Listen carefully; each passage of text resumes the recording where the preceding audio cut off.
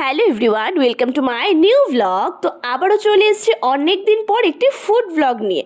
এই পরিমাণে গরম পড়েছে এবং গরমের মাঝখানে আবার আমরা একটু বৃষ্টির অনুভবও করে ফেললাম। তো এর ফাঁক দিয়ে কোনো ফুড রিলেটেড ভ্লগই আমার পেজে কোনো আপলোড করতে পারছি না। তো হঠাৎ আজকে বেরিয়ে পড়লাম একটি নতুন জায়গার সন্ধানে।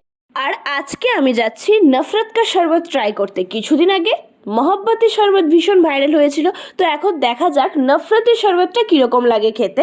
তো চলো তোমাদের সাথে শেয়ার করব কীরকম লেগেছে। তো গোল্ডেন ডেজ 2.0 আমাদের জন্য নিয়ে এসছে নফরতি শরবত।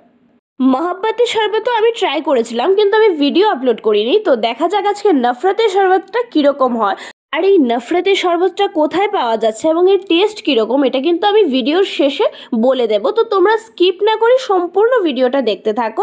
এবং ভাইটা কিন্তু খুব সুন্দর করে নফরতি শরবতটাকে তৈরি করছিলেন, খুব সুন্দর করে অনেক কিছু ইনগ্রিডিয়েন্টস তারা দিয়েছিল। তো শরবতটা রেডি করে কিন্তু আমার হাতে দিয়ে দিয়েছে। এখানে কিন্তু নফরতের শরবতের পাশাপাশিও আমপানা এবং কোল্ড কফিও কিন্তু পাওয়া যায়। আর আমি কিন্তু নফরতের শরবতটার স্মল সাইজটা নিয়েছিলাম। সত্যি খেতে ভীষণই ভালো লেগেছে। এই গরমের মধ্যে একটু স্বস্তির নিঃশ্বাস পেতে হলে সবাই অবশ্যই গিয়ে একবার হলেও ট্রাই করে আসবে। আমার নিজের কাছে ভীষণ ভালো লেগেছে। আর অ্যাড্রেসটা হলো জুসবারের একদমই অপোজিট সাইডে গোল্ডেন ডেজ 2.0।